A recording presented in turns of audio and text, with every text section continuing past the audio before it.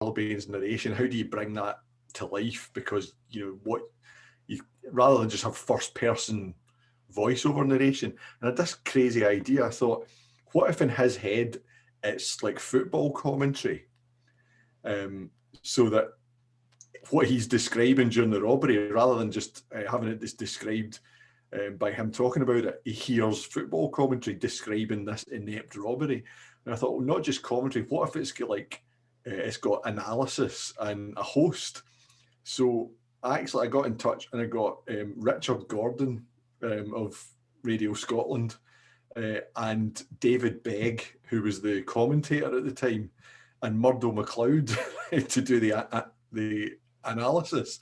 So they all came in, and we separately recorded them separately in the studio, and I'd written all their lines, so I'd written all this commentary involving shotguns and analysis from Murdo MacLeod, and Richard Gordon had done a lot of kind of amateur dramatics, so he was absolutely brilliant.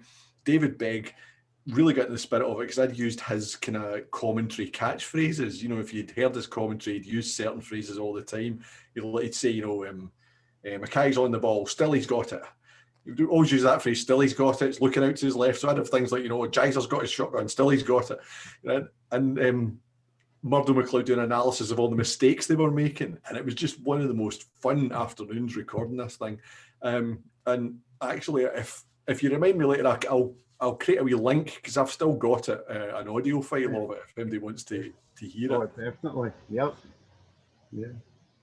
The bit I always remember about it, Chris, was, you know, the sort of indignant Edinburgh ladies, you know, in the queue in the post office, you know, and these robbers bust in, and they're sort of almost saying, "Oh, wait a minute, get to the back of the queue, you know, you know." Yeah, that was one of the things I was able to expand upon, because I needed to make it a bit longer. So I gave them a bit of a backstory to their relationship, and it was actually one of the weirdest things though about that was the time when I'd written my first draft. The producer got back to me and said, "Are you aware you've used the word fuck 40 times?" And I was like, "Is that a lot?" She's like, "We can let you have 15.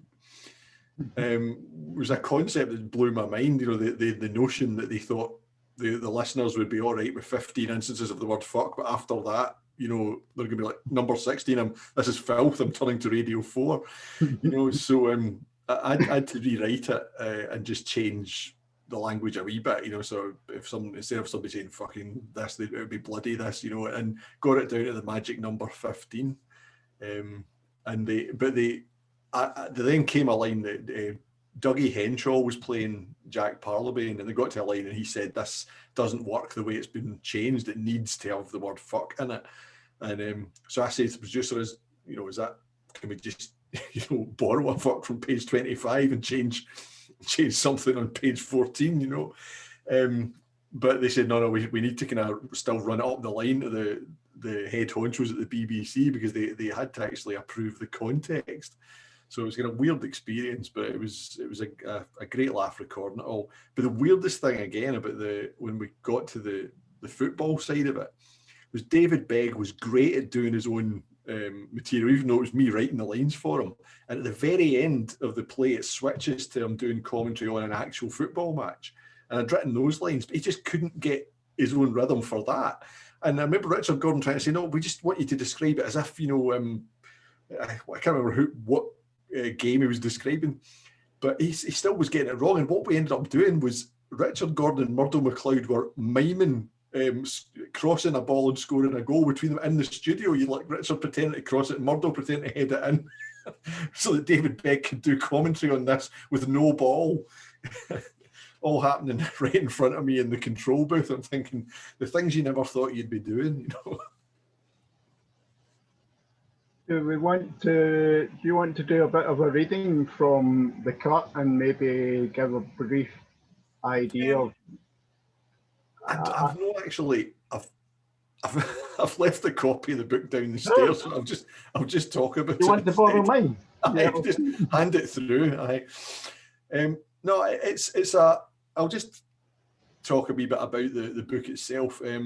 it's essentially about a 72-year-old ex-con, a woman called Millicent Spark, who's been in jail for 24 years.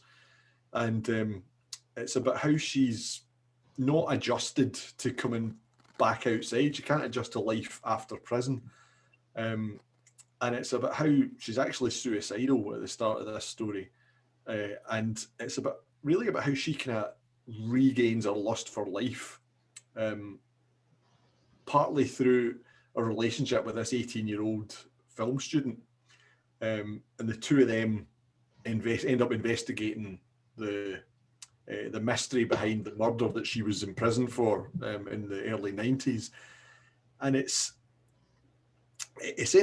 was driven by, I was aware of the fact that, to me, there was not a lot of, in crime fiction, there's not a lot of people over the age of about 70, especially not women, or if they're in there, they're in usually very passive roles.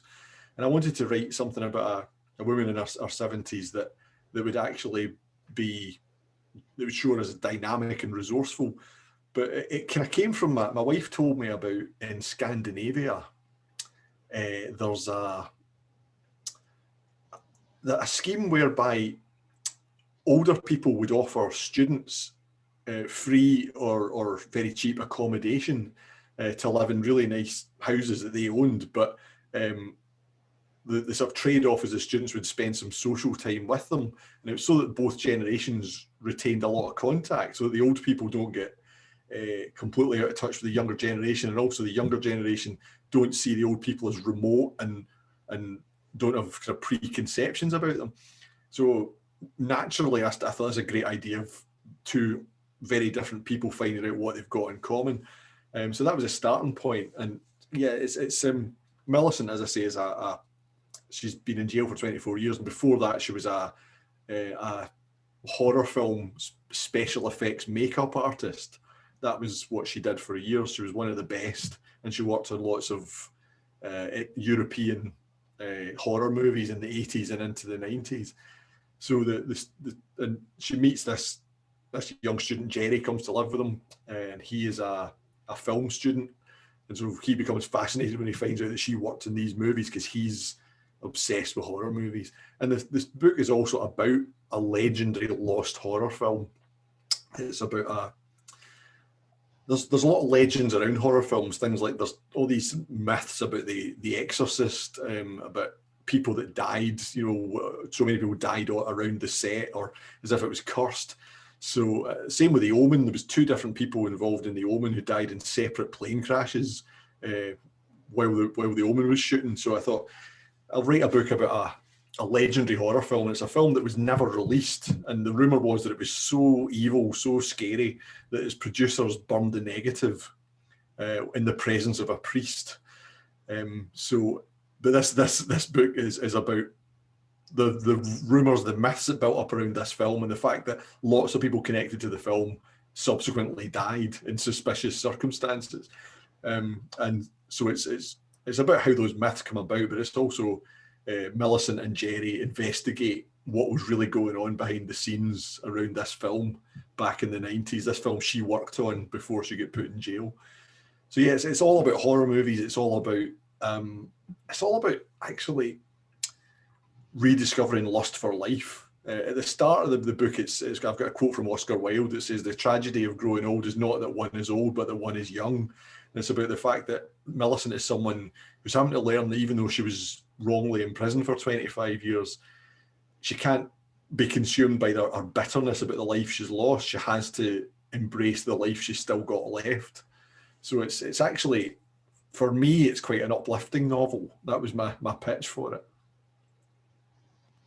One of the things that intrigued me about it, I mean, as a writer, you've obviously got a vivid imagination and probably rely on some of, what you've been through in life, and I can picture you imagining being an 18-year-old student like Jerry, right? And what I can't fathom out is how you imagine being a 72-year-old like Millicent. Have you got some relative, old female relative that nobody knows about, and you've been picking her brains? Well, obviously I've got a mother. Yeah. But Well, no, I hope your mother hasn't been through what Millicent went through. but mostly it's, to be honest, it's a lot easier to imagine the world from Millicent's point of view than it is to imagine from the point of view of an 18-year-old student, you know. Fortunately, whilst writing it, I had a 20-year-old student in the house, you know. I'm able to pick my son's brains about this stuff, and actually I got him, last couple of novels, I've got him to read through them and tell me if I've said something that somebody that age would never say, or he's given me suggestions about the language. But no, I think from when it came to creating someone like Millicent, I wanted to show that she was someone who was, on the surface, she's very acerbic. She can be quite brutal to people, but it's all a defense mechanism. I want to show how she to create this defense around herself to survive prison. But now that she's come out, she can't relate to life anymore. So when you start with an idea like that, you start building the character around that. So in the book, I depict how she's got quite a mouth on her if somebody crosses her. But it's all really to protect how vulnerable she is.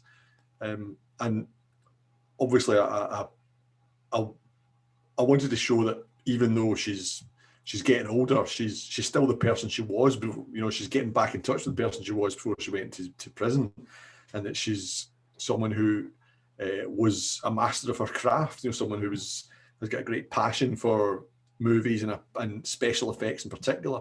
And I've always been fascinated by magic, by stage magic and conjuring, and how illusion is pulled off. And that's what practical special effects is. All the special effects in the old classic horror movies, it's all an art of illusion. So it was an excuse to write about that as well, to write about the technical element of it, because it's quite ingenious, but also just to show the world that she's involved in. And I got to actually, quite rare for me, I got to draw in some actual real world experience of my own, because way back in the day, I used to work for Screen International, which is a cinema trade paper. So I worked there in the late 80s and early 90s, and we covered the independent European film scene. And when we say independent, people think that usually means like art house, but it didn't. It mostly meant exploitation cinema, as we call it, you know, like what was straight to video, trashy movies, gloriously trashy movies, and horror movies, and Italian horror movies, things like that. So it was an excuse to write about all that area as well. I think one of the other things that, I've just really got to the bit where you're touching on that about halfway through the book, you know, the horror movies. And I mean, we hear all in the news due to COVID about high street, you know, changing, shops closing, you know, and, you know, businesses just, you know, disappearing. And you forget that at one point, every area in probably the UK had video rental shops. And then it really was quite subtle the way they just disappeared. But you just cannot find, you know, I mean, video rental became obsolete. Blockbusters was probably the biggest of them. And I mean, it used to be a Friday night ritual with my son and I and my daughter. We would go up to the local video shop and get a movie for the weekend. Not horror nasty movies, I hasten to add, you know, but you would. It was just something that you did, and then suddenly all of that technology wiped it all out. And, that was one of the things I wanted to write about in this book, that culturally what it meant in those days, to go to the video shop to get your movies, or to, often it was like illegally pirated copies that sometimes you'd phone somebody up and they'd bring them around in a van. But I wanted to write about the culture around that, and how it was more exciting, it was more illicit, that you couldn't always find films. So if you were able to get a particular movie, it felt quite special that you'd managed to get it that night, or that you'd managed to get it at all in some cases.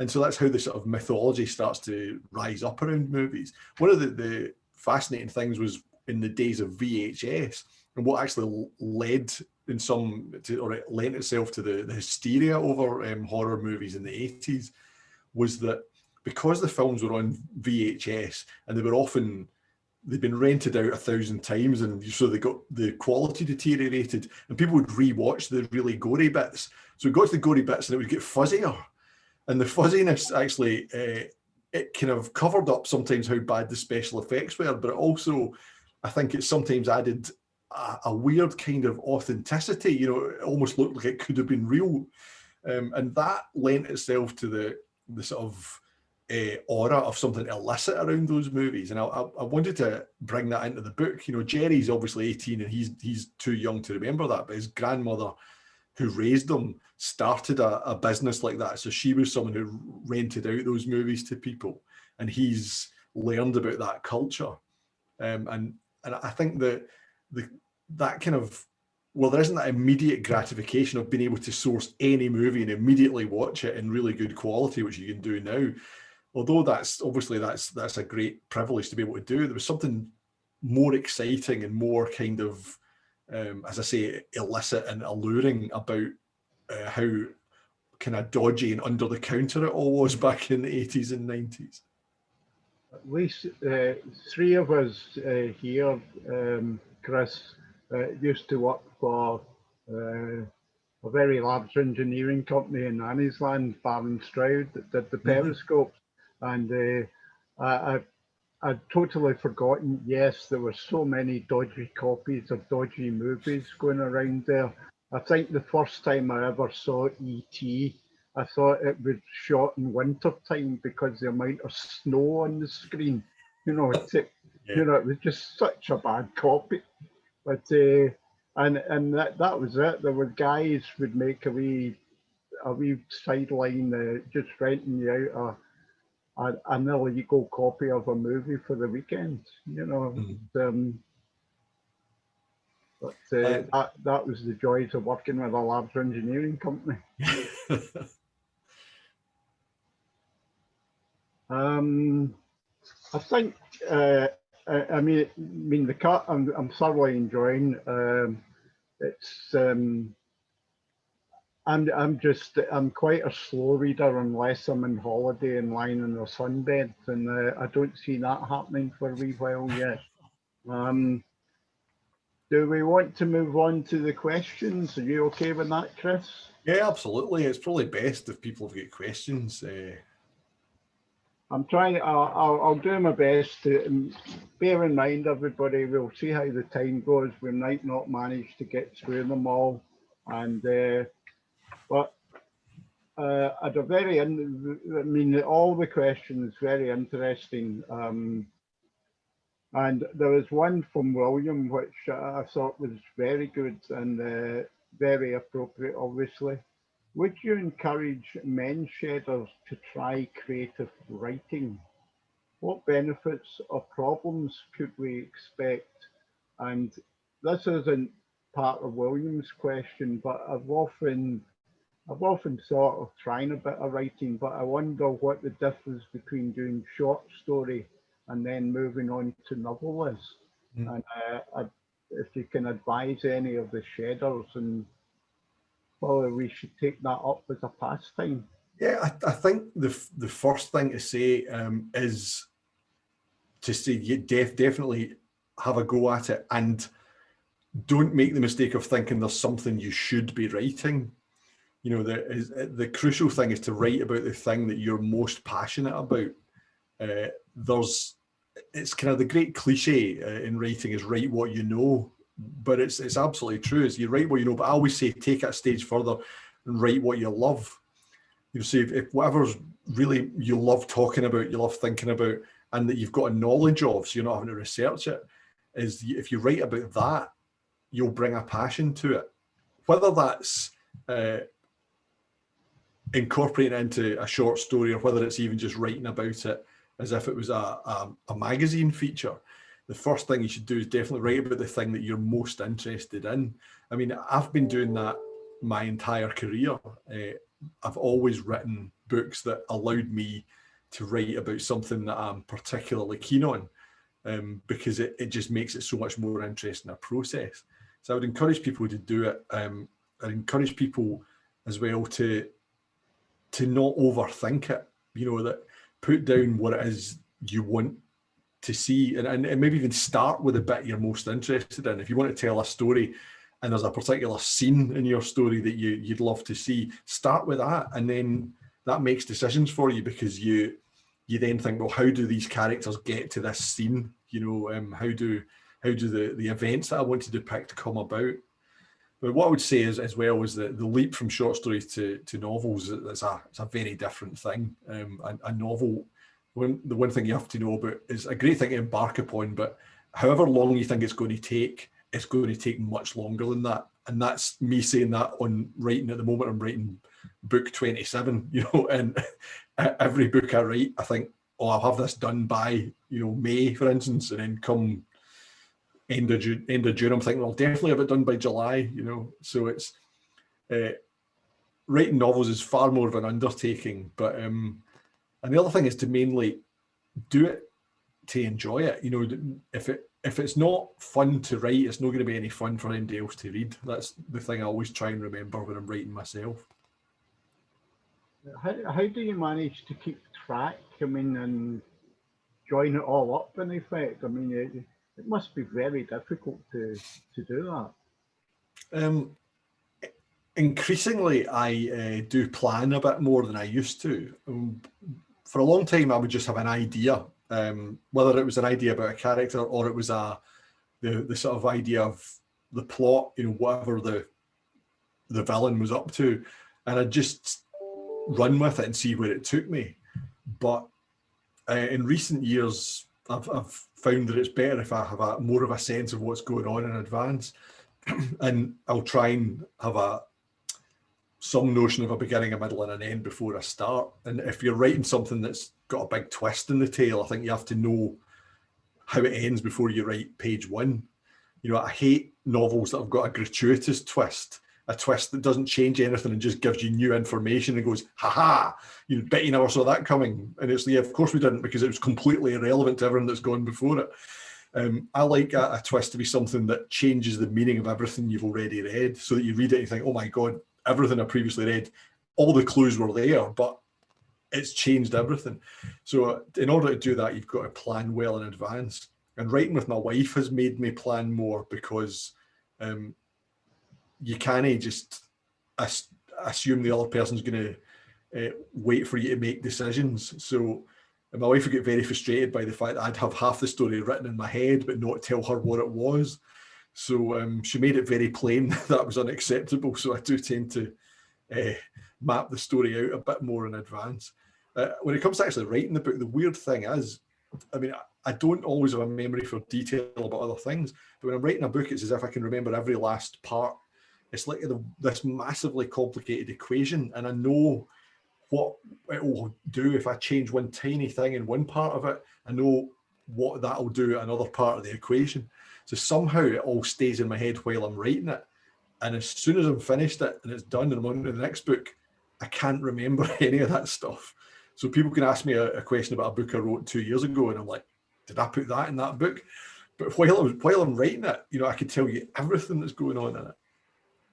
I'll just jump in here. I've had a wee question from David Connor, to the thing at the side, and he said, did Chris write a story about an oil rig which we converted into a hotel based in the Clonmacnoise Firth? And I know you did, because I've read that one. I can't remember which one that was. And what inspired you to write it? It was a book called One Fine Day in the Middle of the Night. That's right. And what inspired me to write it was, I was approaching my 30th birthday. I was living in Inverness at the time, and I went back down to Barhead and went out for drinks with a couple of guys I was at school with, and we ended up telling stories about school days and finding out what had happened to people. And as I was approaching my 30th birthday, that I just started thinking about all those people and how they had changed. And I thought I'd like to write a story that is about a kind of high school reunion, that is about how we all deal with how we related to our school days. The sort of ghosts we've still got, the hang-ups we've still got. But also I wanted to write a kind of my spoof of 80s and 90s action movies. So for some reason it came to my mind because I was in Inverness and I lived up on the hill and I could look out over the water, and we would occasionally go driving and you drive up to the Cromarty Firth and there was like Nig Bay where they built the oil rigs, and it just suddenly hit me to create a place on an oil rig that I could have all my characters on and it would all be self-contained. And for some reason, some perverse idea, I thought, probably because I'd been on holiday many times and there was always people on holiday who were complaining about the foreign food, or who didn't want to engage with the foreign culture at all. They just wanted basically their own British culture in warmer climes. So I thought, what if somebody created a hotel and a self-contained holiday resort, put it in an oil rig and then towed it somewhere warm so that people could go to this completely British environment. And I thought it's a really horrible idea. It was my sort of satire of a certain type of tourist. And I thought, well, of course, that's where this will all take place. The high school reunion will take place there. But before it's gone to warmer climes, it's still up in Cromarty Firth. So yeah, it was a whole, like any book, it starts with a whole load of ideas that don't entirely fit together, and then it somehow forms something else. But it was one of the most enjoyable novels to write. It's the one I always think back, if I'm struggling with a book, I always think, I wish I was back writing that one because it was really good fun. Oh, it was great. It was really good. Right, over to you, John, for more questions. You mentioned about co-writing with your wife, the Ambrose Parry series, and we had a question from a Bob Pawson wondering, is there going to be a third book in that series? I'm delighted to say yes, and it's all done. My wife and I, we wrote it in the spring and summer. I'd just finished writing the cut, and ordinarily I would down tools for a wee while, we'd go on holiday, I'd try and recharge the batteries, but there was literally nothing else to do. And the great thing about the Ambrose Parry project is that while I'm writing one book, my wife is working on the Ambrose Parry books. She's working on the storyline and the characters and the themes. So she had all of that work already done. So we got straight to it, and it was kind of our savior over the summer because my wife is she was an anaesthetist for a long time, so she's medical, and so we've been very, very strict in our observation of all the sort of safety protocols. So we didn't really do much, and it gave us something to focus on. And I think the time passed a lot quicker because we were working on the book. So all we did was just sort of go for walks, discuss the ideas, and split up the work as we do. I would write one chapter, she's writing another. And so yeah, we finished it in September, and it'll be out in end of August, and it's called A Corruption of Blood. And actually Marissa's already researching and working on the idea for book 4, and we've got a deal for book 4, so that'll come out a couple of years after that. I just noticed a question from Simon Fraser. Did you catch that, Sarah? As I say, Simon's comic book artist, and his wife Edie, she's a journalist, and he had asked, have you got any tips for working with your wife like that doesn't involve murder or suicide? Yeah, well, it's the main tip I've got is you don't work in the same room. I think it's the crucial thing is we talk about the story, and then we'll talk about where it's going, and we'll sketch things out, but we're never in the same room when we're writing, because I find it quite distracting. I mean, my son is at a different computer in my office and he's doing like university work, and that's okay for me because we're both doing our own thing. But if we're trying to write something and somebody's invested in it and they're looking over your shoulder, you just can't do it. So Marissa and I work in separate rooms, sometimes at separate times of day, and then we'll swap over each other's work, and I'll look at what she's written, she'll look at what I've written, we'll make changes, and we try and work on it so that you can't tell who wrote what. But I would say that the crucial thing is that separation. In fact, I've got a couple of friends who they've lived together for decades, and they're both writers, and they wrote a play together, and they did it the same way we did it. They wrote in separate rooms, and that was all fine. But when they came to stage the play, I think there was a scene that had to be rewritten, and the actors were rehearsing it, and the director said, "Wait, this scene needs rewritten, just a wee bit, but just something that wasn't quite working." And they said, sent the two of them off to a different room in the theatre where there was a computer. They'd spent 6 months writing this thing in complete harmony. They'd lived together for about 20 years, 45 minutes in this room trying to write one scene together, and they were at each other's throats.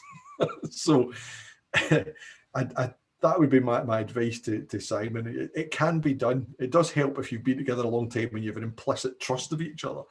And I think Marissa and I are fortunate in that we both know that we bring things to the table that the other couldn't. So obviously I'm more experienced in terms of plot and developing storylines, but she's got 20 odd years of knowledge of medicine and also a master's in history of medicine. And she does all the research, and she's got an encyclopedic knowledge of the life of James Young Simpson and what was going on in Edinburgh in 19th century medicine. So I know I couldn't begin to understand a lot of that material. So the two of us defer to each other. You know, if I say, I think we should do this and it's for reasons of plot or suspense, she'll defer to me on that. But if she says you can't do that because that's not medically or historically accurate, I have to rethink it. So yeah, I think it helps if you've got a great degree of mutual trust. I do notice there's another question up the side. I forgot about this. He said, "Where did the idea for the exploding budgie come from?" And a big boy did it and ran away. And just one of those, I think, I don't even remember. It's probably a good thing. I don't know what part of my dark subconscious that came from. I think it was just some image. There's times where things as a writer pop into your head and you don't want to know where it came from, and you certainly don't want to have to explain yourself. We've got a very interesting Hugh McCutcheon, who I can see on the screen, and Hugh's uncle was Hugh D.M. McCutcheon, a crime writer from the 40s to the 80s from Renfrew. And I sort of, he put up a couple of questions, and one of them was your work with the fun-loving crime writers. Which I wonder if a lot of, I know that Alex Gray used to be a member of the Battlefield Band, I believe, and I wonder if a lot of the Scottish crime writers are actually frustrated musicians. I did notice, I obviously, good old Google, I had a look online and I saw you doing Paperback Writer and watching the detectives. Now, I'm actually wondering, Sarah, if there's an opportunity for the Men's Shed to have a competition between them to sync up titles of songs for the fun-loving crime writers to record. Good idea. Hugh was wondering, you know, just what's your part in it, and you know, have you released any records or anything? No, we are purely a live act. What happened was the way it came about. Actually, it was three of the original stories that there was a crime fiction convention in New Orleans, and Mark Billingham, Stuart Neville, and Doug Johnston were all there. And there was one night in the House of Blues, it was, I think, in New Orleans. There was a kind of house band of some other American crime writers, and they were trying to get everybody to go up and do a few numbers.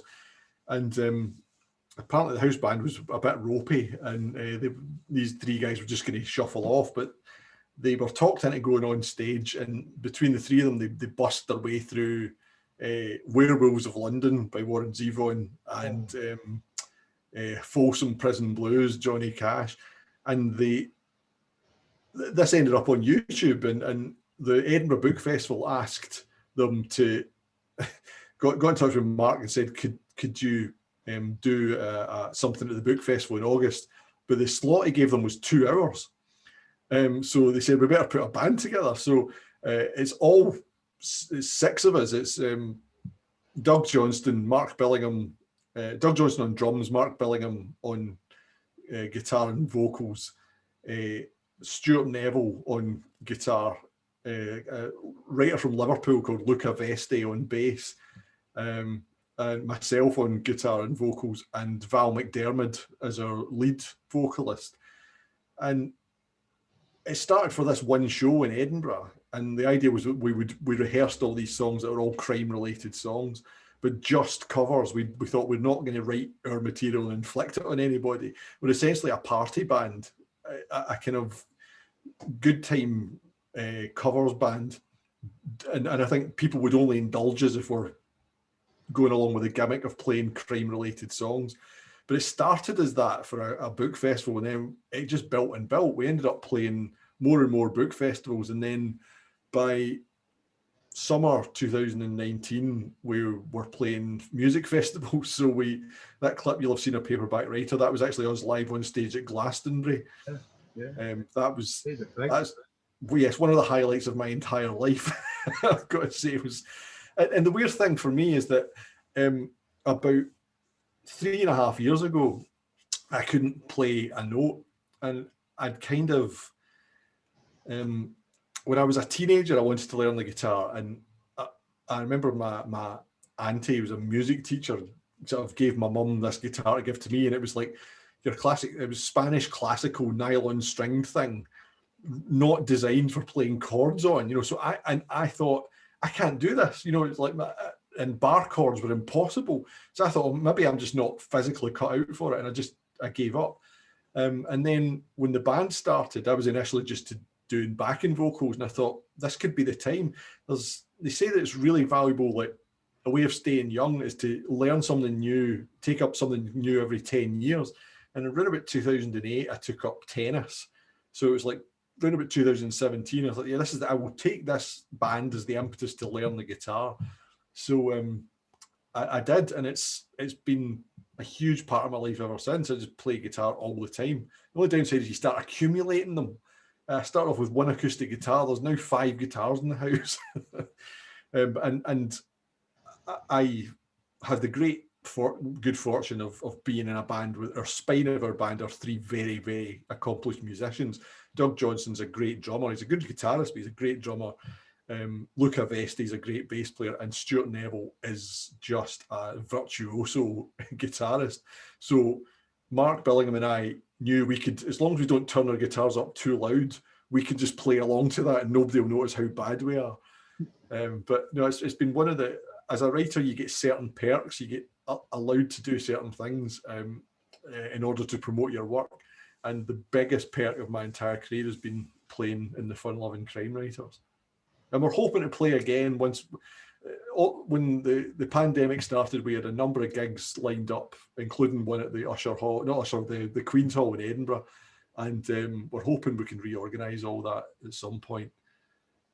One of the tickets behind me is for Jeff Buckley at the Queen Hall in Edinburgh, and he was just marvellous, and such a loss, an incredible artist, and to die so young was terrible.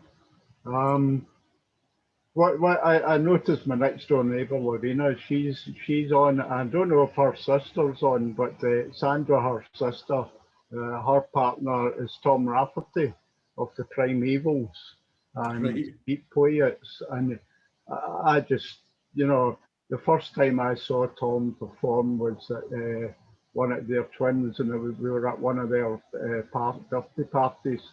And Tom just sort of got on stage, picked up the guitar, and just, knocked us out. And I mean, to have talent like that, I just think it's incredible.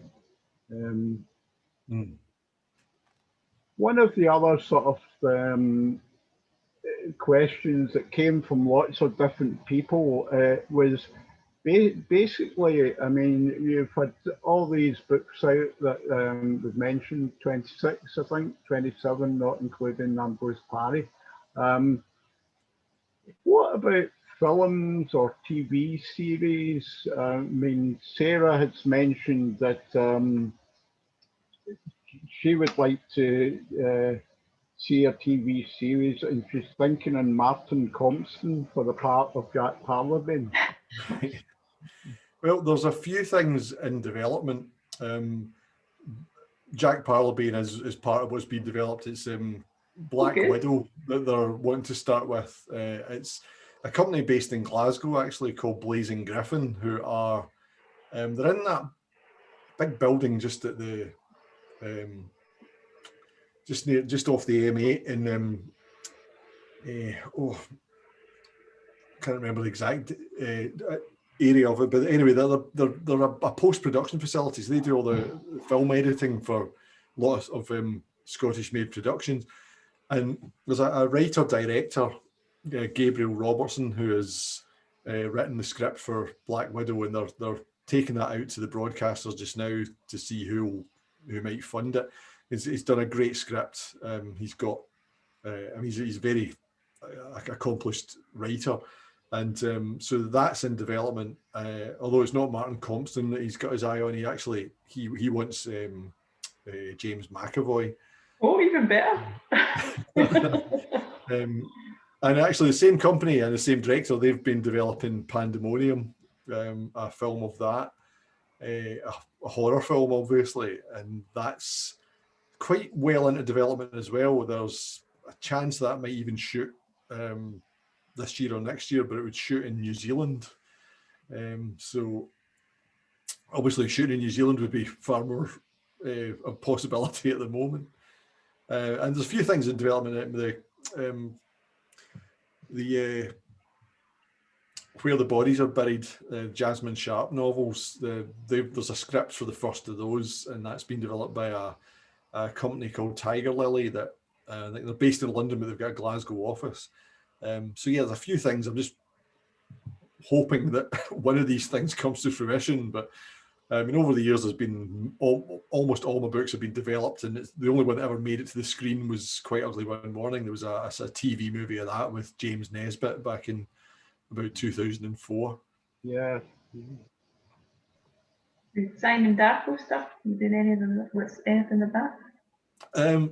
No, there was weirdly the Matthew Vaughn, who directed Kick-Ass and Kingsman. Many years ago, he wanted to option A Big Boy Did It and Ran Away just for the villain, just to have the rights to Simon Darkcourt. And he had seemed to have a project all lined up, and then the plug got pulled on it, so it never happened, and I never really got to find out what his grand plan was. But he had J.J. Connolly, who'd written Layer Cake, was all lined up to write some script involving Simon Darkcourt, my charismatic but extremely twisted villain. But it never came to fruition. Maybe one day. Another sort of topical question, I suppose, Chris, is that I mean, I know COVID has put a lot of restrictions, yet you enjoy doing your library talks, and obviously none of that can happen. But has it given you any ideas for any plots in a novel, especially some of the corruption that's going on, shall we say, with some of the contracts? I think that somebody should definitely write a book called You're on Mute, for Zoom sessions. Yeah.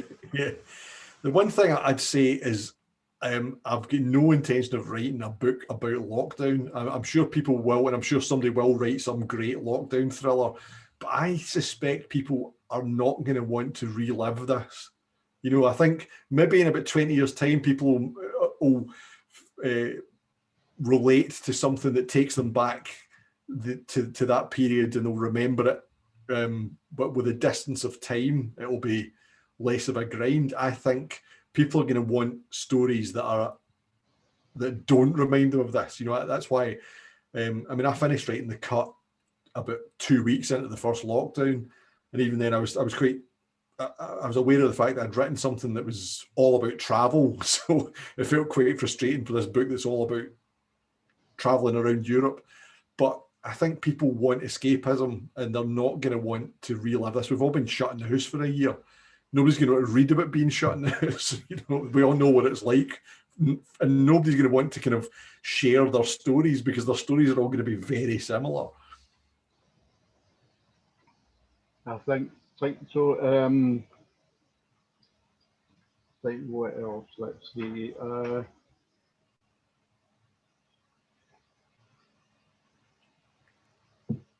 You're part of what the Tartan Noir sort of group of writers, and do you find that description helpful, or do you find it restricting?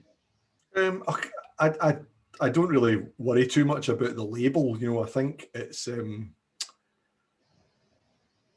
it's helpful at times. Anything that helps people discover your work, you know, comparisons are constructive in that respect, because if you're able to say you're describing somebody's work to someone and you describe it in terms of somebody else's, that's quite useful. I mean, the one thing I always say about Tartan Noir is that, one, it's chromatically impossible, but also I don't think my work is very noir. I think noir to me has connotations of something much darker and much bleaker than what I tend to write.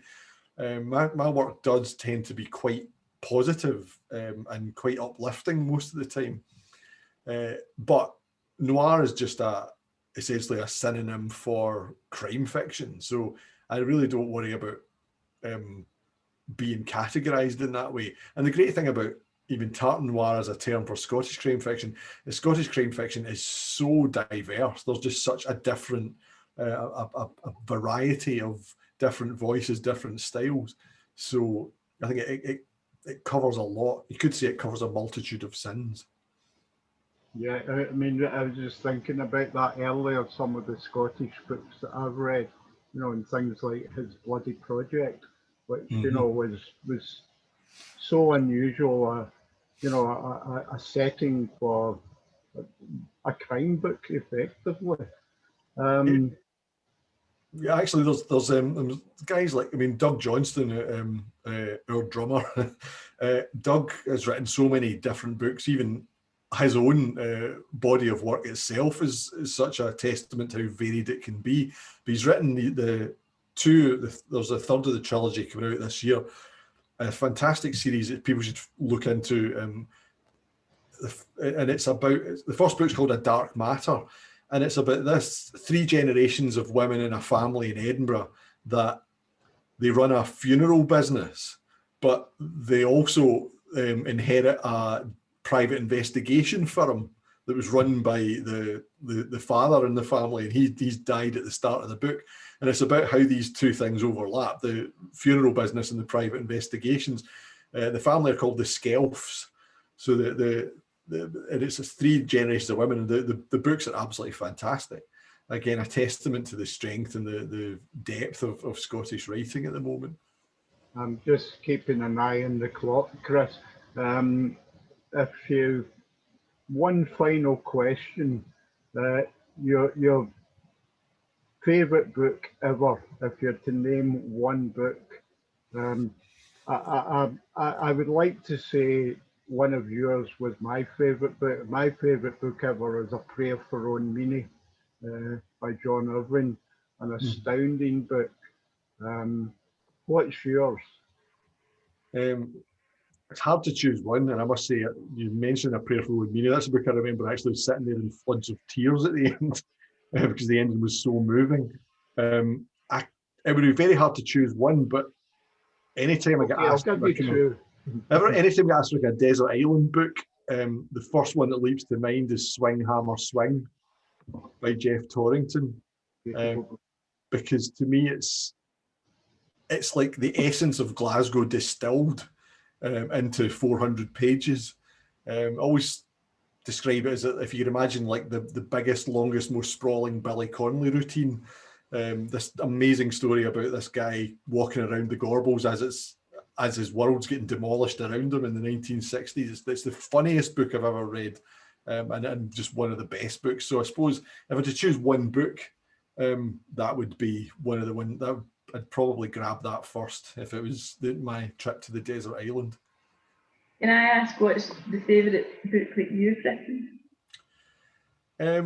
It's tricky. I think Pandemonium is actually usually, I think that's the one I'm most happy with. It's a weird thing because mostly I write crime fiction and Pandemonium's a horror novel.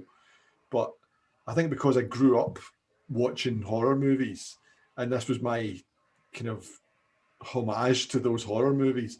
And also, when you're writing a book, you start with an idea of what it's going to be, and it gets further and further away from that. You never quite feel you've pulled off the book you meant to.